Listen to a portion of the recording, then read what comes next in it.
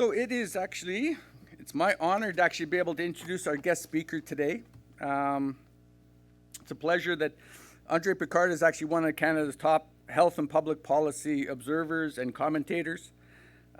He's a health reporter and columnist for the Globe and Mail, where he's been a staff writer there since 1987. He's also the author of 5 best-selling books and has received acclaim for his writing and for his dedication to improving healthcare. André is an 8-time nominee for the National Newspaper Award, Canada's top journalism prize, and in 2010 received this top honor.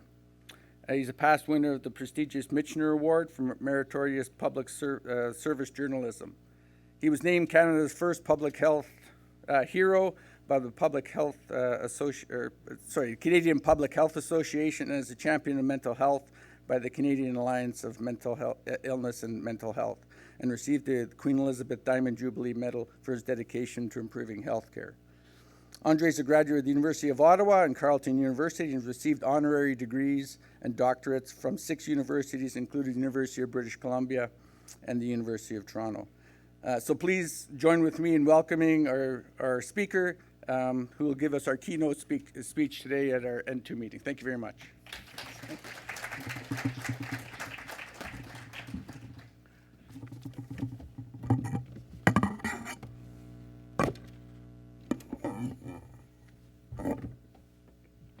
Great. Thank you for that kind introduction. I see you got the fax from my mum. She doesn't really have a fax. Only healthcare people do. So, in a world of fake news and trolls and weaponized lying, unhinged social media platforms, growing political schisms, and profound distrust for expertise and authority, it's never been more difficult to embrace and communicate science. But arguably, it's never been more important either. So that's what I want to do in the short time I have today, is talk about 2 things. Reflect on the state of science and healthcare in Canada today, and discuss how we can better communicate health and science in this age of Twitter and Trump.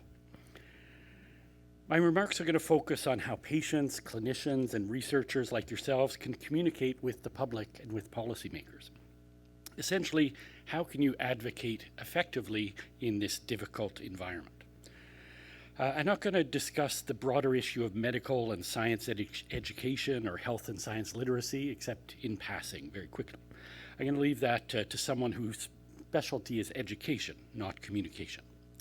And speaking of academia, I'm not an academic, so I'm not going to be using PowerPoint or any other slides or other bells and whistles. I've thrown the computer off to the side.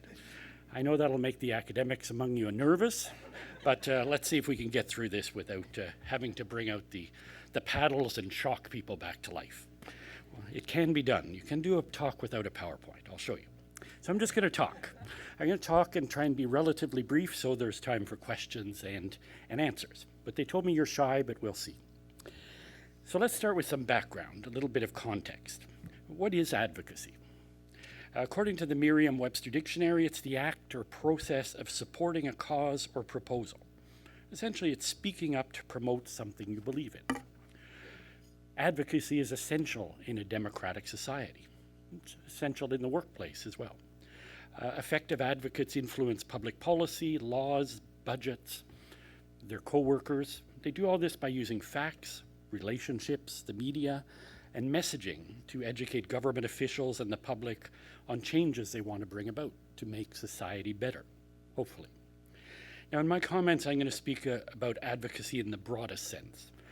Everything from promoting your own research to trying to address public health issues, a challenge like coronavirus, for example, which is top of mind, to speaking out publicly on a political issue, maybe like legalization of cannabis, and we're going to have a panel on that afterward.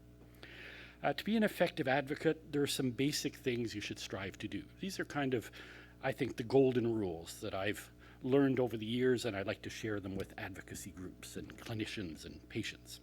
Number 1, by far the most important, is to know the facts. To be credible, it's critical that you know all the facts on both sides of an issue or an argument. You have to use the facts. Any position you should take should be grounded in the facts. Now, facts aren't the most popular thing in the world these days, especially for the President of the United States. But I think over time we've learned that you shouldn't make stuff up. That doesn't help you in the long run. And hopefully it won't help him. We'll see. Number 3, have a clear and concise message. In my experience, the number one reason people and groups fail in their advocacy is they don't really know what their message is. You need a singular end goal, and you have to be able to explain it simply and concisely, almost in a digestible Twitter-sized morsel. I often tell researchers, if you can't summarize the importance of your research for me in a tweet, you probably don't know it well enough. Now, some think that's insulting, but it's not. You really have to be able to boil it down to a simple, digestible facts. Number 4, it's important to nurture relationships. Advocacy is not a one-person sport. It's a joint venture. You need to find allies and you need to work with them. But you have to be sure that your allies have consistent data and the same messages. Networks and networking really matter, and I probably don't have to tell this group that. You have to engage the public, or more precisely, you have to engage the publics, because there are many. You have to remember to tailor your message to your audience. Speak the language of the person you're trying to influence. For example, I often say that the language of politics is money. So when you're lobbying politicians, economic arguments are more effective. When you're talking to the public, emotional arguments are more important. Say thank you. That one's often forgotten, but it's really essential. You have to remember that everyone is busy and their time is valuable. You saw the long list of committees there. That's true of every group. When you get caught up in a cause or an issue, you often forget the contributions of others. But you always have to take time to say thank you. It matters and it pays off. People remember that and they come back for more. They'll come back for more work if you're nice to them. Remember that. And finally, remember that advocacy is more often than not, it's really just storytelling. You want to engage others with your story. And sometimes the best way to do that is through the media. And I want to talk a little bit about that because that's my area of predilection, obviously. But before I move on, I want to address a philosophical issue, if I can call it that. Should you bother with the media? Lots of researchers don't think so. I'm a journalist, so I have a clear bias on this. I think you should. I think it pays off. And I'm going to try and convince you. But first, I want to say that there are many ways to advocate and communicate science and health, research, writing reports, giving workshops, teaching young people, lobbying politicians, writing letters, and so on. You have to find an approach you're comfortable with. Dealing with the media is not the be-all and end-all. And don't tell my bosses I said that, but find something that works for you, and that's the most important thing as a starting point. But there are some scientists and health professionals who are still, how can I put this politely, a little bit snobby about this. They think that talking to the media or the unwashed masses is below them. Well, I published in JAMA, that's all that matters. No, it isn't. It isn't only what matters. Advocacy is about communicating what you've learned. As health professionals, you have information, you have knowledge that can be important to the broad public. And you should want to communicate it as broadly and thoroughly and easily as possible. I think this is particularly true for researchers. In Canada, virtually all research is publicly funded. Even privately funded research gets generous tax subsidies, so essentially publicly funded as well. In a sense, the findings belong to the public. So to me, there's an ethical obligation to share them. Not everybody wants to hear them, but you have to be willing to share them. Similarly, most public health officials and physicians are on the public payroll. Part of your job is to inform and assist the public, not just the individuals in front of you in your clinical practice. If you have information to share, a point of view to advocate, you should use the most effective, efficient methods to do so. Now, that doesn't mean everything you do is newsworthy. The role of the media is not to pat you on the back for a job well done or to promote your research. The role of the media is not education either. It's information. And people don't always understand that important distinction. But we're not in the education business, for better or worse. When you have a research or a cause that's newsworthy, though, the media can be quite useful because they're a megaphone, a powerful megaphone. The so-called legacy media, Some people like to call them the lamestream media. Old newspapers like mine, the Globe and Mail, TV networks like CBC or CNN, all of them have a really broad reach. They appeal to a large swath of the general public. If you have a story on CTV National News, you have about 7 million viewers. If you're in the Globe and Mail, you have about 1 million readers a day. If you make it on the Picard on Health Twitter feed, you'll reach billions and billions of people worldwide. More or less. I exaggerate only slightly. But all this to reiterate that the media is important because it can amplify your voice quite a bit. Now, the question I get the most often when I do talks like this, and now I'm ruining the first question, but I'm sure you'll have others. The question I usually get first is, how do you choose what you write about? This often puzzles people about the media. Why did they choose to write about that and not my really super important research? Now, I wish there was a magic formula to tell you, but there isn't one. A lot of what we do has to do with gut feeling. Oh, this looks interesting. When we get on a topic, we tend to stick to it. We're like dogs with a bone. You know, if you read the coronavirus coverage, you know that it's over the top. One story won't do, we need 100 stories. We tend to overdo it in those things.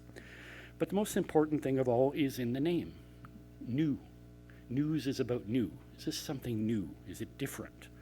And sometimes we obsess about that to a fault, and we forget that old established things are really important too.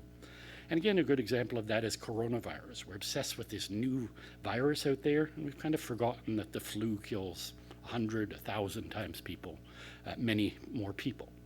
But that's sort of the nature of the beast, the obsession with the new. Now, to come back about what's a good story, what are we interested in? To me, the ideal story has 3 elements, and I think this is true of most journalists. It has a compelling story or person. It has an issue that's relevant to the public or a segment of the public. And third, it has a reasonable or realistic solution. So we want a problem, we want a solution, and we want to illustrate it in a way that's interesting. That's what the ideal story is.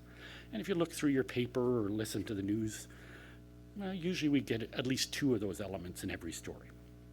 We also like conflict. We really like conflict. Almost every story you see is about conflicting points of view, whether it's politics, health, sports, crime. That's the basis of almost all journalism. Is there some fundamental conflict? And sometimes there's even a solution to that conflict.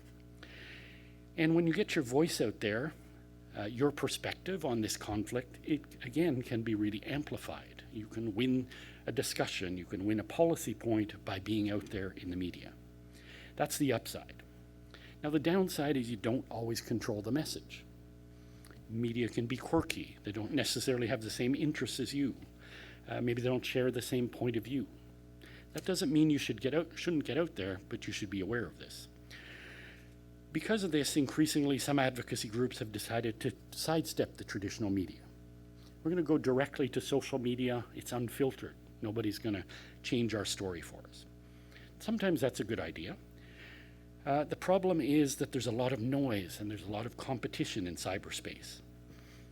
Even worse than traditional news media, social media is very ephemeral and often illogical. Things really spiral out of control for often unknown reasons when they go viral. So it's good if you're on a viral story that's something you want to be out there about, but it's not good when you don't want to be there. Again, the downsides are real. Now, you have a little bit of a presence on social media. You saw that on one of the slides. But N2 Canada has 727 Twitter followers. I checked this morning. CIHR has 52,000. Jenny McCarthy has, well, I went to check Jenny McCarthy and I found out she had blocked me. Which I take as a great point of honor. So I think I've said some things about her anti-vaccine views in the past that she took umbrage to. But I asked someone else to check for me, and they told me she has 3.2 million followers. So it's not a fair fight out there. So yeah, it's great to be in cyberspace, to have a voice, but you often don't have the reach and the amplification of the traditional media with all its downsides that I mentioned. So I hope as a starting point, I've convinced you that working with the media can be useful, but you have to be careful and you have to use it appropriately and recognize its limitations. So when I speak to journalists and journalism students, I tell them it's really important to have a basic understanding of how scientists and health officials or physicians or whoever they're writing about, it's important to have a sense of how they operate, some basic knowledge. Context is really important if you're going to do a story well. If you understand the scientific method, for example, it helps you understand why researchers write the way they do in scientific journals, meaning in an incomprehensible fashion. If you understand the principles of public health, then you have a better grasp of why public health officials embrace things like harm reduction, even though they rankle a lot of the public, and so on and so forth. So if you have some basic knowledge, it helps you put things into context. Now, the flip side of this is I think it's important for scientists and clinicians and public health officials who want to interact with the media to understand a little bit of the basics of how journalists operate. The word journalism is derived from a French word, jour, meaning day. Traditionally, journalism has been a way of recounting the highlights, the news of the day, with the emphasis again on new. Now, in recent years, that's changed. We now live in a 24/7 world. I was just reading a story about, it was the 20th anniversary of Newsworld on CBC, the first 24-hour news channel, 20 years ago. The world changed a lot with that. The word journalism has almost become passé. We have to call it, I think now, houralism or minutalism. When I look at the coronavirus numbers, I think it's secondalism. Like every second, we have to update the numbers. All this to say, if you want to get a story out there, it has to be new and you have to be quick. We have very short attention spans. Most important of all, though, is what I said earlier. You need to have a message. And again, knowing what your message is really essential, and it's very uncommon, sadly. It's great to have passion, but it's much more important to have a point. And solutions, not just complaints. Complaints we have a lot of. Solutions, not so many. That seems like really basic stuff, but you'd be surprised by how much time and effort and money goes into trivialities. Making sure there's a nice poster behind you when your minister speaks, and how little effort goes into defining the purpose or the end goal or the take-home message. So focus on that. When you do interact, make sure you have a point and stick to it. How you package your message also matters. Dr. Mike Evans, some of you may know him. He used to run the Health Communications Lab at the Li Ka-shing Knowledge Institute at St. Mike's Hospital, and he produces these wonderful whiteboard videos. They get millions of hits on little different topics like vaccination. If you haven't seen them, I'd urge you to look them up. They're a really good model for communication of science. Dr. Evans, unfortunately, has been wooed away by Apple. He's working for the secret Apple health team. He won't tell me what he's doing under pain of death, but Apple's up to something, and we're going to see it sooner or later. But anyhow, back in his old job, Dr. Evans coined this great aphorism. He said, "Stories trump data, relationship trumps stories, and individuals trump organizations." And I think this is a brilliant summary of what matters in the news. So what does it mean practically? What does it mean? Stories trump data, relationship trumps stories, and individuals trump organizations. I think the best way to explain it is to give you an example. A public health department not too long ago, and I won't name them and you'll see why, a public health department not too long ago issued a press release warning that a number of children in their district had been diagnosed with measles, and urging all parents to get their children vaccinated. Measles is very, very easy to catch if you're not vaccinated. Now, that caught the attention of journalists, but they want to know some stuff that wasn't in the press release. Who are these infected kids? Who's at risk? What's the children's relationship to the community? i.e., are they part of some religious group that doesn't vaccinate? That's usually the starting point of measles outbreaks. The data was secondary to the human stories. The journalists went straight for we want to know about the kids. And they wanted a credible spokesperson to answer those questions. Now, the message that the public health departments thought they were communicating, everyone should get vaccinated, it got lost. And it got lost because they couldn't answer the questions about people. Now, when we write a health story, we tend to frame it as an anecdote. Now, why do we do that? We do it because it's more impactful, but the reason we do it, most of all, is because that's the way people communicate in real life. When you speak to your neighbor over the fence or on social media, because we don't ever speak to people in person anymore, you say, "Do you hear what happened to Mary's kid? He got the measles. Can you believe that?" You don't say this. You don't say, "There seems to be a troubling resurgence of vaccine-preventable infections that needs to be addressed, so a vigorous vaccination campaign should be undertaken forthwith." That is unfortunately a quote from a press release, and that's why I didn't name them. But there's several reminders that should come out of this. One is avoid jargon and acronyms, and if you want to advocate effectively, you have to speak like a real person, even if you're a doctor. Now, nobody is impressed by fancy words. They just complicate things. Focus on the people. What's the impact? The best way to get people to vaccinate is to remind people what happens to unvaccinated kids. Bad things happen, really bad things. But let me come back to Dr. Evans' admonition.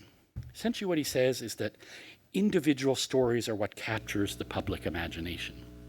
That doesn't mean you shouldn't have data.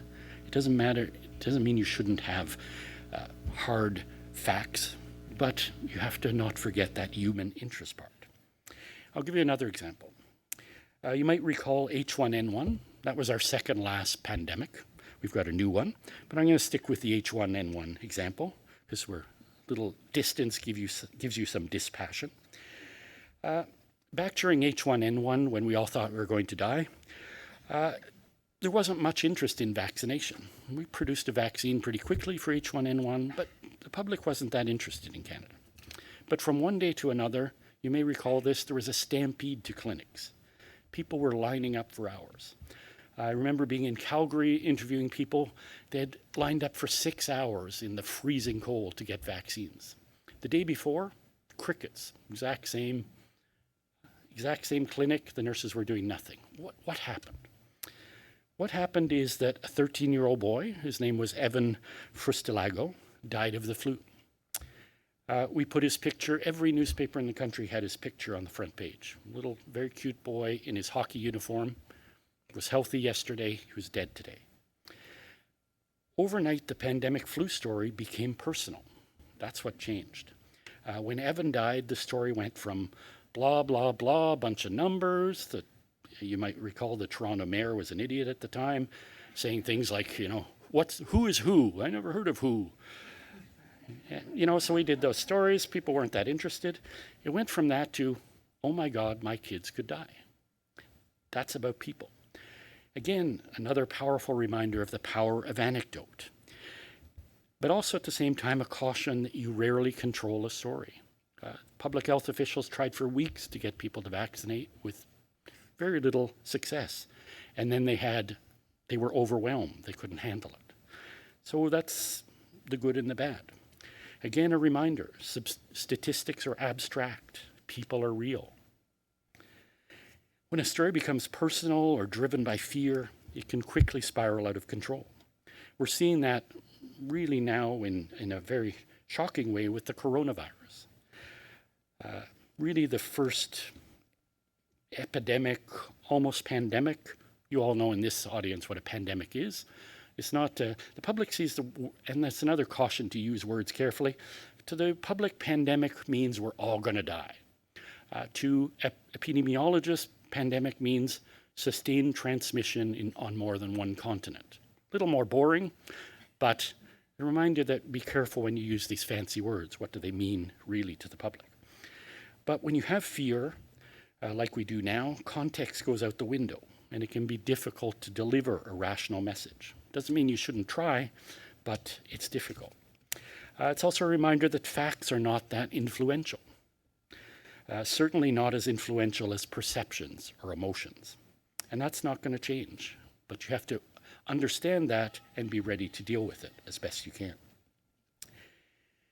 Now, I've spent a fair time talking about communication, but at the outset, I also promised to say a few words about the state of science and healthcare in Canada today, and to discuss the context in which you do your work, your clinical and your research work. Now, I could spend several hours doing that, but I'll try and boil it down to a few minutes.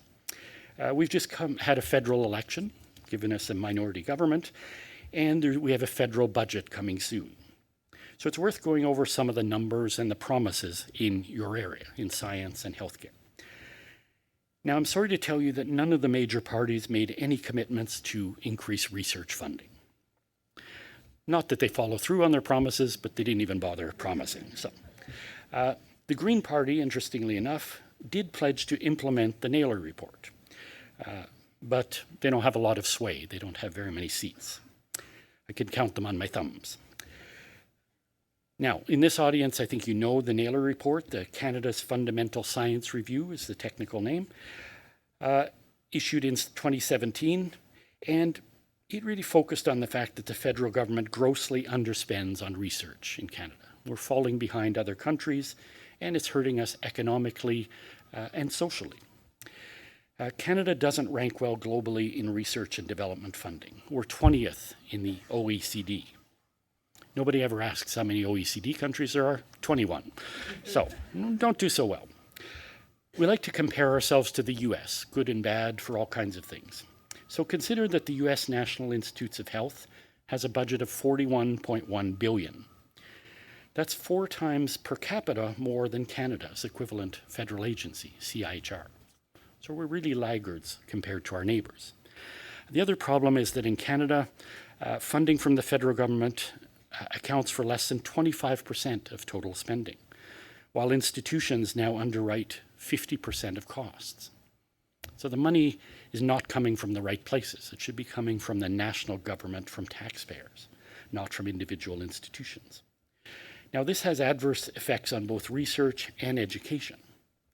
I should also mention in passing that Canadian business is not a great contributor to R&D spending. In most OECD countries, business R&D spending makes up about 70% of the total research budget relative to GDP. But as the Naylor report noted, in Canada, it's only 40%. So businesses are not doing their part either. Now back to government. As you know, there are 3 major government funding bodies that provide money for scholarly research, and they even occasionally provide money for clinical research, although it's not that popular. Not in any particular order, the Social Sciences and Humanities Research Council of Canada, the Canadian Institutes for Health Research, the big E that you know about, CIHR, and the National Science and Engineering Council of Canada, NSERC. There's also a 4th important player, the Canadian Foundation for Innovation, which tends to fund stuff, not research, but infrastructure stuff, machines. If you want to be a researcher in Canada, one of the key skills you need is an infinite capacity to retain acronyms. So there'll be a test afterwards to see if you know them. Anyhow, the Naylor report recommended that all 4 of these bodies be merged into a single institution, the National Advisory Council on Research and Innovation. The new acronym would be NACRI. So, and the report said this is necessary because the research ecosystem in Canada is poorly coordinated. I think we're going to see some move in that direction in the near future, maybe as early as the next budget. I don't think all 4 institutions will necessarily be merged, but the Tri-Council is going to get a lot, I think, pared down a bit, but stay tuned. Remember that the big 4 science granting agencies receive about $3.5 billion a year in funding. The Naylor report recommended that amount increase to at least $4.8 billion. We haven't seen that commitment. There might be a little bit of money in the budget, but probably not an extra $1.3 billion as recommended. Now, a few minutes ago, I mentioned that none of the political parties had made funding commitments to research. But to be fair, I should mention that in the 2018 federal budget, the pre-electoral budget, the Liberals did make some big investments. That included $925 million more to the Tri-Council and $763 million more to CFI. Now, both those figures are over 5 years, so they're fairly modest, but there was an increase. In fact, the Tri-Council budget has increased by 25% since 2015. But there was a very lean decade under the Harper government. It didn't really have a lot of interest in funding research. And those of you who've been around since that era, you are probably still feeling that. The other trend that began under the Conservative government was spreading funding to a bunch of very specific interest groups. Genome Canada, Brain Canada, Mental Health Commission of Canada. Just sort of a spreading the money out to all these tiny groups instead of a central funding agency. And this is something the Naylor report really said was counterproductive. Unfortunately, the Liberals have continued that approach to a certain degree. The last budget featured, for example, $40 million for Brain Canada, $150 million for the Terry Fox Research Institute, and not very much for the central bodies. Now, I'm not sure that your network, that N2, has the star power to compete with those brands, but you can hope. You can hope you get a line in the budget. You can beat Terry Fox. It was actually a single sentence in the budget, $150 million. You can dream, but I wouldn't hold your breath. So I mentioned the business underinvests in health and science research. So does government. So what's left? Well, there's philanthropy. Again, Canadians are not the most generous people on earth. We're nice people, but we're tight. We're kind of stingy. Canadians give about $10 billion to charity annually, but it's spread out among 160,000 charitable groups. We don't really know how much money goes to research from charities. We don't have good data on that in Canada. But we do know that large philanthropic donations tend to be directed to very specific areas. Donors, how can I put this politely? Donors like to have their names on buildings. There's a lot of ego involved in philanthropy in Canada. It was interesting, I was in Denmark recently and I noticed that none of the buildings there are named. They have a beautiful opera house downtown on the water. $150 million was donated by one person. The idea of having his name on that building is unthinkable there. It's seen as egotistical and rude. So interesting, different philosophies culturally. Now, where was I? Anyhow, I don't want to downplay the fact that consumer groups make important contributions to research. Heart and Stroke, Diabetes Canada, these groups give millions of dollars. But charity is not the answer to our funding woes. This has to be done publicly and it has to be done centrally. It takes a collective effort to have a decent research enterprise. And I think we could probably be investing our tax dollars a little better, spending it on research rather than bailing out the Bombardiers of the world. My opinion. I live in Quebec and I could still badmouth Bombardier. There you go. Now, I think that was sufficiently depressing, so maybe I'll move on to healthcare for a moment. Not that that won't be depressing, but we'll give it a try. It's interesting, healthcare is what I write about, health policy. Healthcare is consistently the number one concern of Canadians. In virtually every poll and survey that's ever done, healthcare is number one. But paradoxically, we don't discuss healthcare during elections, rarely comes up during budgets. And why is that? It's because there's very little disagreement. There's little conflict, the thing that the media loves, conflict. Every party essentially believes in Medicare, believes in universally funded health care, and there's not really any discussion or debate about this, except really around the margins. So when you don't have debate, you don't have a lot of public passion. Healthcare was not even considered a worthy topic during the leaders' debates. If you watch the television debates, there wasn't a section on health, believe it or not. One of the only or principal roles of the federal government is to transfer money to the provinces. So Ottawa this year will transfer $40 billion in healthcare funding. That's about 21% of spending in Canada. So Ottawa is a minor player. All the parties in the last election committed to increase that transfer by 3% annually for the foreseeable future. So again, no debate, no discussion, no conflict. All agree to the same thing. There is, as you know, a lot of discussion of pharmacare these days. That's the hot topic in health policy, at least in academic circles. But again, pharmacare is not an issue that the public is particularly passionate about. The system we have is expensive, it's inefficient, in many ways it's a dog's breakfast. We have 102 public drug programs in Canada, thousands of private drug insurance plans. But the bottom line for your everyday Canadian is most of them have drug insurance and they like it. So again, there's not much passion about this issue. Nevertheless, there were some interesting promises in the last election. The Green Party promised to create a central national public pharmacare program at a cost of $27 billion. The NDP made a similar promise, but a more modest $10 billion a year to start and then ramping up. And the Liberals, this is the most important because they got elected, the Liberals promised a modest $6 billion to kickstart pharmacare discussions. And again, $6 billion over 4 years, so a very small amount of money, $1.5 billion a year. And the Conservatives promised nothing. The Conservatives essentially are not in favor of pharmacare. Bottom line from this, when you read the political tea leaves, not going to happen in the near future. There's not the commitment of money from the ruling party. There's not the interest from the opposition parties, except theoretical, so likely not going to happen. The other significant health-related promise during the last election was related to opioids and overdoses. You know, this is another big public issue. We're in the midst of the biggest public health crisis in Canada in decades. The opioids crisis kills about 4,000 people a year. Again, compared to 0 coronavirus deaths. One person dies every 2 hours in Canada of an opioids overdose.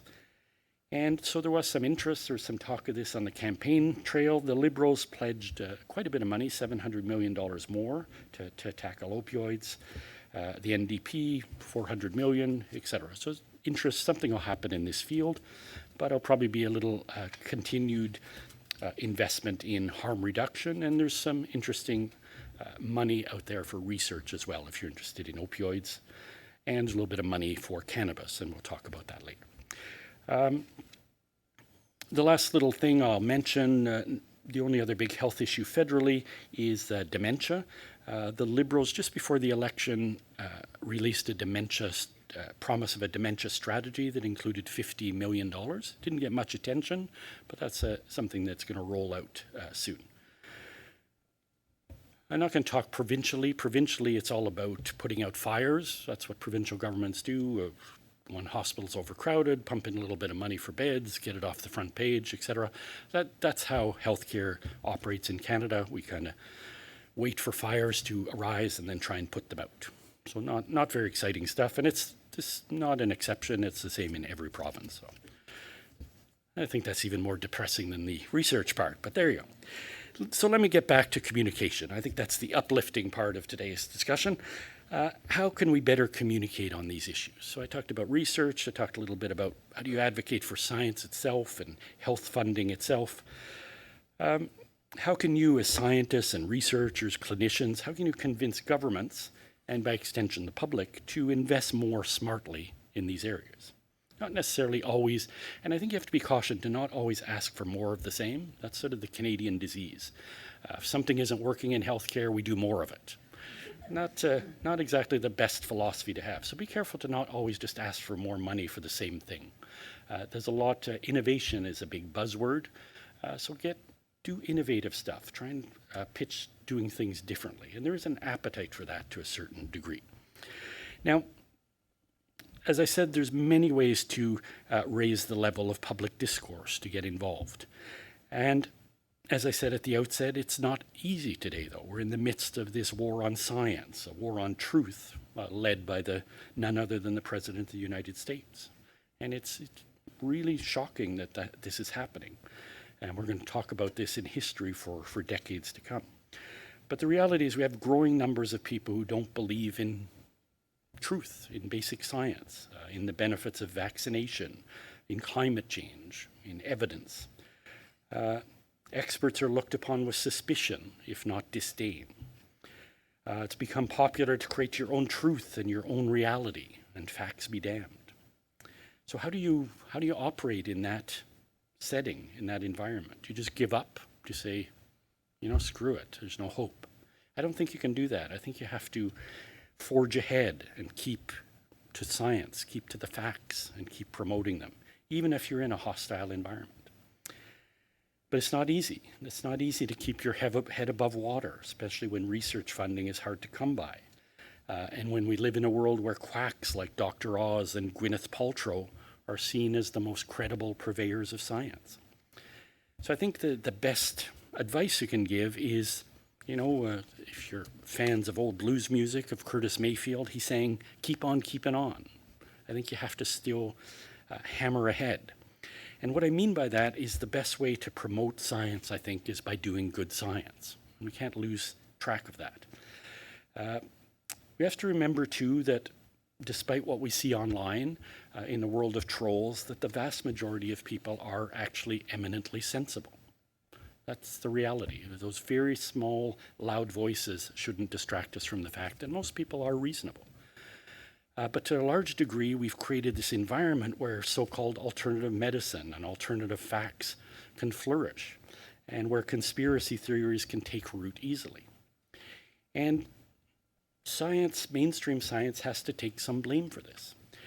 We've done so by overpromising what medicine can do, and by allowing greed to run rampant. And we've done so by creating systems of healthcare delivery and science that reward volume over quality. So we're the author of our own misfortunes in many ways. In other words, we've given people, even really sensible people, a lot of reason to doubt science and to doubt medicine. We also have to keep the scale of the problem in context. Take the issue of vaccination, which I've used as an example a few times, because it causes a lot of gnashing of teeth, and it's causing real harm. Outbreaks of things like measles are coming back. Despite all that, despite our worry, we have to remember that in Canada, the childhood vaccination rate is upwards of 90%. This is not a lost battle by any stretch of the imagination. The really fierce, loud, anti-vaccination people make up maybe 1-2% of the population at most. We can't overstate their importance. They're not that important. We can't give them too much attention just because they're loud and obnoxious. It only helps their cause. And we can't spend too much energy trying to reason with them because they're zealots who are not convertible. In many ways, we have to say, forget about you. We're not paying attention to you. I don't care how many times you tweet from your basement in the dark. We're going to ignore you. We're going to mute you, block you. What we need to pay attention to are the vaccine hesitant.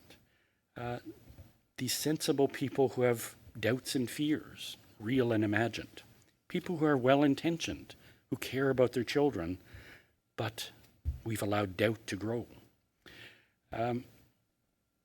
We see this in the vaccine field with a growing number of parents who delay vaccination or embrace so-called alternative vaccine schedules. A lot of scientists denounce them. Oh, these parents are stupid. What are they doing? But they're not crazy people. They're really well-meaning, thoughtful parents. And a lot of them are sitting on the fence, and it's up to real scientists to get them on the right side of the fence. And again, scientists and public health officials in many cases have only themselves to blame for this growing group of skeptics. In Canada, there are 13 different childhood vaccine schedules, one in every province and territory. How can we blame parents for thinking there's no right or wrong way if, as a country, as specialists, we can't just agree on one vaccine schedule? How complicated is that? It's one of the biggest frustrations. I've written many times we should put our 13 medical officers of health in a room and not let them come out until they have one vaccine schedule. That's what parents need and want, and we need that to show that we're sensible and reasonable, and that no, you can't just create your own schedule willy-nilly, but that's what we do. I mentioned, too, that we overpromise and underdeliver consistently in medicine and healthcare. Health and science research is filled with hyperbole. We knock a gene off in a few mice, and suddenly we're claiming we have a cure for cancer. It's not true. It's not even remotely true. What's true is we've knocked off a gene in a few mice. And yes, I'll be the first to admit that the media plays a large and unfortunate role in the hype, but they're not alone. University and hospital communications teams are driven by a desire for profile and for donations. They really crank up the hype. At the other end of the spectrum is research that may be important but doesn't get publicized because it's buried in specialized journals and written in a Byzantine manner. The language of medicine and the language of science can be complicated. Your research can be obscure, but you have to convince funders and the public that it's important. So how do you do that? Recently, I had the pleasure of participating in an event where I interviewed a group of Nobel Prize winners on stage at Queen's University. So I had the opportunity to ask them these questions, some of the world's greatest scientists, and they had interesting insight. First of all, they noted that scientists and researchers shortchange themselves consistently by not articulating well the benefits of science. Generally, not their own research, but just the benefits of science overall, how it impacts our everyday life. Everything we do makes our lives great is about science. The cell phone, the car, having a comfortable home. These are all scientific discoveries and advances.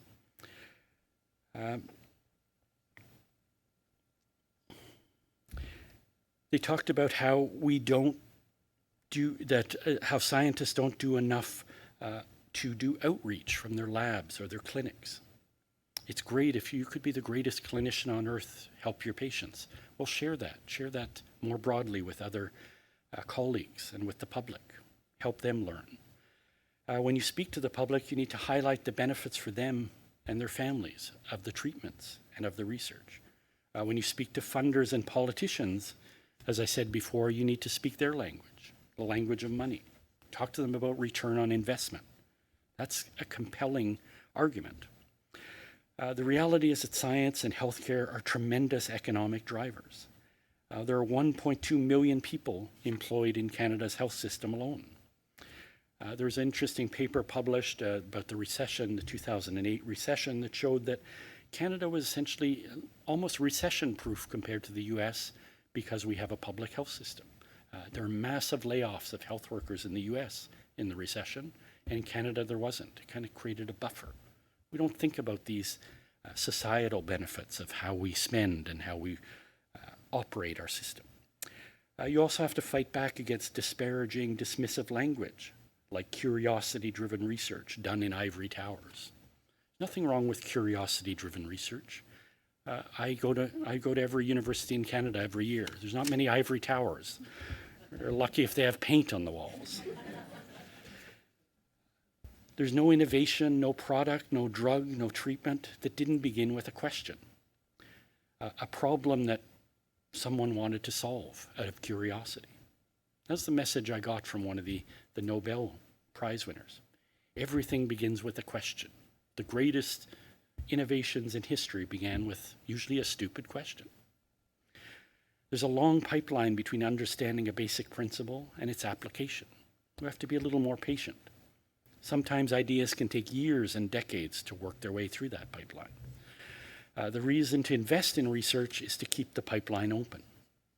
The problem is that funders are often impatient, short-sighted. They obsess about short-term results and commercial applications and think not in the long term, but in the short term. Just imagine if we applied the logic of funders to other things in our lives. The Toronto Maple Leafs would have been disbanded a long time ago because they haven't won a Stanley Cup since 1967. Should we stop funding a research project because it didn't give us the cup within a year or two? That's the attitude we have, and we have to think differently. In sports, though, we hope against hope. And we should do so in science, too, and in healthcare. Instead of talking about curiosity-driven research, we should be talking about problem-solving research. That's essentially what you do. You try to solve problems, big and small. That's what research is, fundamentally. And the best way to do that is by creating an environment where researchers can push boundaries, an environment where they can fail. Most prosperous and groundbreaking companies in the world, Apple, Microsoft, and the like, spend about 20% of all their revenues on research and development. 20%. By contrast, in our public health system, we spend 1.5% of revenues on research. Is it any surprise that we don't have a lot of innovation? You have to invest if you want the innovation. In fact, I shouldn't say it that way, because there is a lot of innovation in healthcare, but a lot of it is informal. The workarounds that clinicians embrace every single day to make the system more workable. The big problem in healthcare is implementation. We don't scale up our successes. All these little things we learn day to day on the job, we don't formalize them. We just keep doing the workarounds. Someone who's been writing about healthcare now for almost 4 decades, that's my biggest frustration. Knowing that we've solved every problem in our public healthcare system at least 10 times over in pilot projects. But we embrace these pilot projects, but we don't scale up and ramp up what works. We're also terribly fearful of failure. In private enterprise, researchers fail repeatedly every single day, and that's okay. It's okay because they learn from their failures. I've seen Bill Gates speak many times. Bill Gates always speaks about things he failed at. He said that's way more important than his successes were his failures, because that's how he came to solve problems. I should mention too in passing that about 75% of postdocs end up in non-academic positions, mostly in private enterprise. I mention that because it's another stereotype. The stereotype that universities are cranking out more university professors is false. Universities are cranking out people in business and successful people. And some of them we should encourage to stay in the public sector, probably more of them, but we have to fund them properly and give them the environment that they have in the public sector. But let me finish by coming back to this question of communication again. As a journalist, when I write about research, I give the conclusion first, and then I give some explanations. As researchers and clinicians, you tend to give explanations first, and by the time you get to the conclusion, sometimes people are asleep. It's a different way of communicating. Again, you have to adapt to your audience. And what the public cares about, what funders care about, are results, not methodology. And that's not dumbing down. That's just being practical.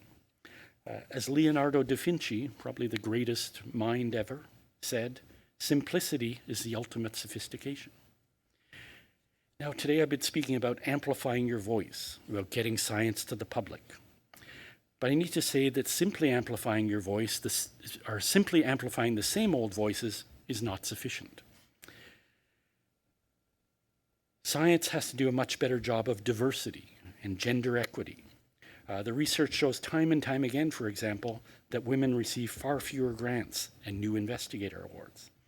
They're far less likely to be Canada Research Chairs and to be promoted. I read recently that 40% of all panels at science conferences are men only. There's a Twitter hashtag out there, No More Manels, that allows you to call this out. I sure hope it's not going to be used today. I know it's not going to be used on my panel, because I don't participate in panels that are men only. But we have to do more of that thinking, and it doesn't stop at women. There's all kinds of diversity that we have to think of. But young women are attracted to medicine and science in large numbers. In fact, they dominate in many disciplines now. I spoke recently at the University of Montreal Medical School. 80% of the students were women. But we have trouble with retention because they're not getting equitable opportunities. They're not getting a chance to move up the ladder. And this is doubly true for people of color, people with disabilities, and so on. I could talk about the importance of having patients included in your research, your clinical studies, your conferences. Again, there's a great hashtag, patients included. Conferences that aren't patients included shouldn't get funding from the public. We have to think about this stuff and we have to take action. Good science is important, but people also need to see themselves in the science. Now, I'm almost out of time, so I want to touch on one last issue, science literacy. The prejudices we have, the doubts that we have about science, those begin early in life. So if we're going to counter the skepticism, the fake news, the chronic lying, the way to counter it is to start early by teaching kids and teaching them differently. Science literacy begins in school. It begins young by giving kids a love of science, and it begins with stories. When you meet Nobel Prize winners, as I have the pleasure of doing, people like Donna Strickland and Art MacDonald, two of Canada's recent Nobel Prize winners, what strikes you more than anything is how they love what they do. All of you are here because you're inspired by someone, a teacher, a parent, or by something, a curiosity, a puzzle, or a challenge. But you can't teach passion. You can create opportunities to find that passion, though, and that's our challenge. You can share your passion and inspire others.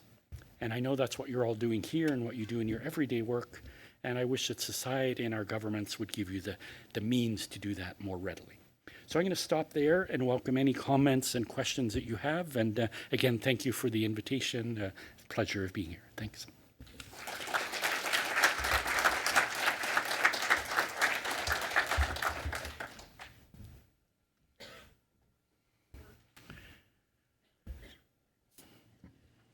Well, thank you. So I think we have a few minutes, so thank you very much for that inspirational, thought-provoking talk on science, medicine, truth, as well as communicating all of the above to the different stakeholders. So there is a few minutes for some comments or some questions. So does anybody in the audience have a question? Okay, maybe I'll start then. So it was interesting. You had talked a little bit about the H1N1 and some of the coronavirus. That's more recent. You'd also written a book on some of the tainted blood tragedy in Canada. How has journalism and some of the communication avenues available changed some of the public policy over time? Yeah, so I think if you take something like tainted blood, very impactful, right? So that's the biggest public health scandal in Canadian history. More than 30,000 people will die because of tainted blood. That only came to light because of journalists digging. There was a concerted effort to destroy evidence to cover this up. A lot of it sort of well-meaning in a perverse way. You know, we don't want people to stop giving blood, so we're not going to tell them that they could get AIDS. Kind of flawed logic there, but I think that's a really good example of the media being really impactful. What's unfortunate, I think, is in the more modern world, I'm not sure we could do that story today. There's so much emphasis now on hits on the web and doing things quickly. I worked on that story literally for years, and we don't have that attention span in the social media dominated world, unfortunately. So I think that's the downside is I think there are bad things happening that aren't getting the exposure they should because of our new way of doing things, and because the media in many ways is financially really challenged. You know, newspapers are dying. It's very difficult to monetize the sale of news. It's hard to do good news because it costs money and nobody wants to pay for it. So there are some really fundamental structural problems that have really facilitated people, you know, like the Donald Trumps of the world, just lies openly, has no shame about it. If you watch the State of the Union address, I was reading Daniel Dale is a Canadian reporter who does his full-time job is writing about Trump's falsehoods. There are 31 things in that speech that are factually wrong, that he knows are wrong, that have been corrected many times, and he doesn't care anymore. That's the kind of world we live in, and it's a bit of a frightening world, I think, not only for journalists, but for scientists especially. Any other questions? Oh, go ahead. How do you deal with, Just press the button on the bottom. Yeah. how do you deal with false equivalencies, like, say, Jenny McCarthy versus Public Health Agency of Canada? Yeah, the false equivalencies is a tough one. I think we've gotten much better in the media about that. We have, you know, traditionally we're supposed to be objective. There are two sides to every story. But I think there's a growing recognition, and the way we write now is a recognition that sometimes there aren't two sides to a story. You know, vaccination is not 50% it's good and 50% it's bad. It's 90% of the time it's good, and 10% maybe we should have some doubts, but with these provisos. So I think we're getting a little better about that in the media. But how do you deal with someone who has a massive following who just spews nonsense? I don't know. I think that's a big, big frustration. I take comfort in what I said, some of the numbers I gave you, recognizing that the vast majority of people are sensible when you come down to it. So you have to try and guide them to more sensible reading. One of the problems, you know, you said an equivalency, the Public Health Agency and Jenny McCarthy. Jenny McCarthy's a much better communicator. Let's face it. She's a good storyteller. The Public Health Agency of Canada, I love them, but You know, it's hard slogging to get them to get information out in a digestible fashion. So I think I go to a lot of public health conferences. That's the big debate now. Why don't we employ the tactics of those who are successful, the anti-vaxxers, and use them ourselves? And for the longest time, public health just said their policy was we just don't engage, right? And that's a mistake. So there's more engagement now. There's more storytelling. They're getting a little better, but it's an uphill battle to catch up. So, and you know, and let's face it, it's a lot more difficult to communicate if you have to tell the truth. When you're unencumbered by facts, it really is easy to tell stories, and that's not going to change. So we'd have to find a way of dealing with that. Any other questions? I've got one more before you go. So how much now do you think the communication, whether it be through social media or in the newspapers, actually affects some of the public policy that's going on right now? You talked a little bit about that, but how effective do you think it can be in terms of changing public policy and governmental policy? I think it's very effective, good and bad, right? So I think you can bring about change if you have a good social media campaign, if you have a consistent message. Politicians are I used to be, earlier in my career, I was much more critical of politicians, and now I recognize that politicians essentially lead from behind. So our politicians will do whatever they think the public will tolerate. So when I talked about some of these criticisms I made in passing of the Canadian health system, I think the biggest impediment to change in the health system is the public is very don't want things to change. They're convinced it'll be worse. I think politicians are more than willing to change our systems if they think the public will allow that.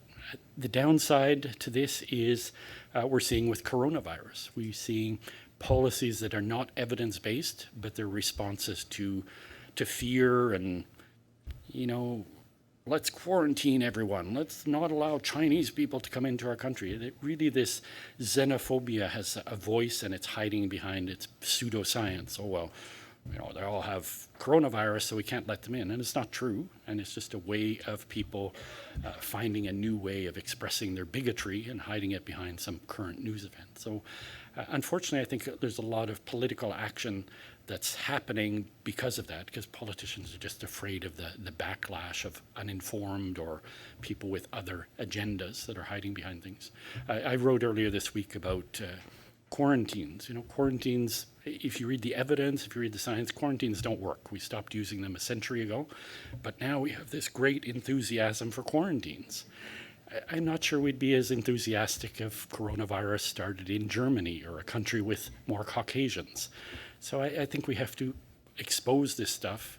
And when I write, you should see the hate mail I got about that, saying quarantines don't work. It's just like, shut down society, you know, build a wall around us. And it's not realistic or scientific. So it's hard, tough slogging, but you guys have to keep at it. Well, thank you very much. And again, let's thank André Picard for coming and give us that talk today to start our conference. So again, we'll take a